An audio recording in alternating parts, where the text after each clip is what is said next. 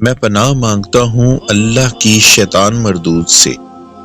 شروع کرتا ہوں اللہ کے نام سے جو بڑا مہربان اور نہایت رحم کرنے والا ہے۔ رمیز وائس کے تمام ناظرین کو السلام علیکم۔ گزارش ہے کہ آقا دو جہاں محمد مصطفیٰ صلی اللہ علیہ وآلہ وسلم کی خدمت میں ایک عدد درود ابراہیم کا تحفہ پیش کر دیجئے۔ جزاک اللہ۔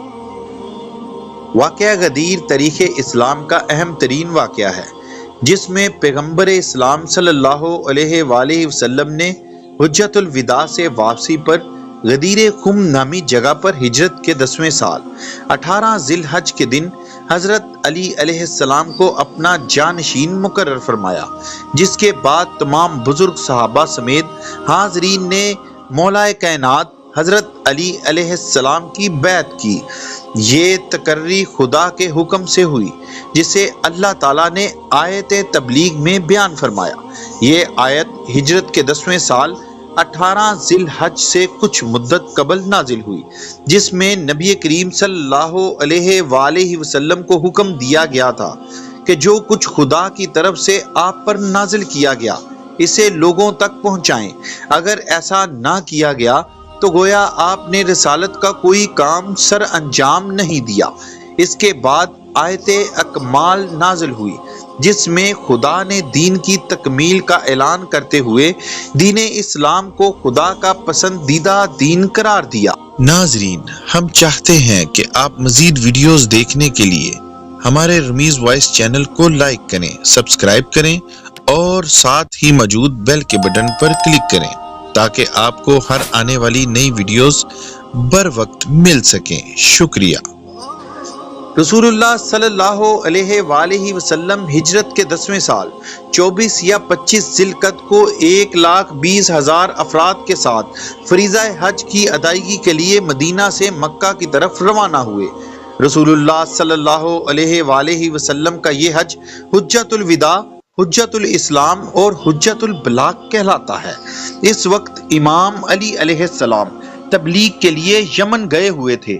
جب آپ علیہ السلام کو نبی کریم صلی اللہ علیہ وآلہ وسلم کے حج پر جانے کی خبر ملی تو یمنی مسلمانوں کی ایک جماعت کے ساتھ مکہ کی طرف روانہ ہوئے اور اعمال حج کے آغاز سے قبل ہی نبی کریم صلی اللہ علیہ وآلہ وسلم سے جا ملے۔ حج کے اختتام پر نبی کریم صلی اللہ علیہ وآلہ وسلم نے مسلمانوں کے ساتھ مکہ سے مدینہ کی جانب روانہ ہونا تھا۔ فریضہ حج کی ادائیگی کے بعد مسلمانوں کا یہ عظیم الشان اجتماع بروز جمعرات 18 ذی الحج کو نبی کریم صلی اللہ علیہ وآلہ وسلم کے ہمراہ غدیر خم کے میدان پر پہنچے گا، جہاں سے شام، مصر اور عراق وغیرہ سے آنے والے حجاج اس عظیم کارواں سے جدا ہو کر اپنے مقررہ راستوں سے اپنی ملکوں کی طرف جانا چاہتے تھے۔ اتنے میں جبرائیل امین آیت تبلیغ لے کر نازل ہوئے اور رسول خدا صلی اللہ علیہ وآلہ وسلم کو اللہ کا یہ حکم پہنچا دیا کہ علی کو اپنے بعد ولی اور وصی کے طور پر متعارف کروائیں۔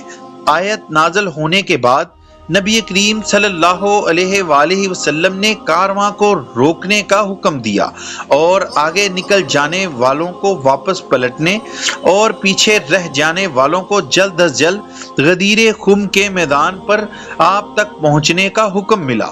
نماز ظہر ادا کرنے کے بعد نبی کریم صلی اللہ علیہ وآلہ وسلم نے خطبہ دیا، جو خطبہ غدیر کے نام سے مشہور ہوا، اور اس کے ضمن میں فرمایا: حمد و ثنا صرف اللہ کے لیے ہے، اسی سے مدد مانگتے ہیں اور اسی پر ایمان رکھتے ہیں۔ اپنے نفس کی شر انگیزیوں اور اپنے کردار کی برائیوں سے اللہ کی پناہ مانگتے ہیں۔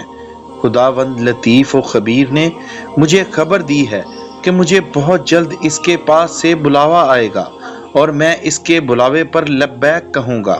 میں تم سے پہلے حوض کوثر کے کنارے حاضر ہوں گا اور تم اسی حوض کے کنارے میرے پاس لائے جاؤ گے۔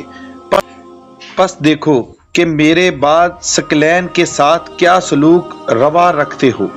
ثقل اکبر کتاب اللہ ہے اور میری اطرت ثقل اصغر ہے۔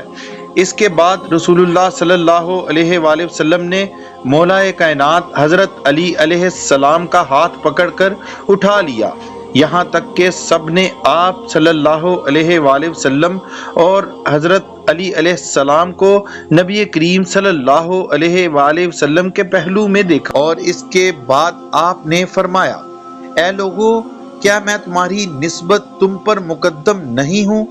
لوگوں نے جواب دیا، کیوں نہیں اے رسول اللہ صلی اللہ علیہ وآلہ وسلم۔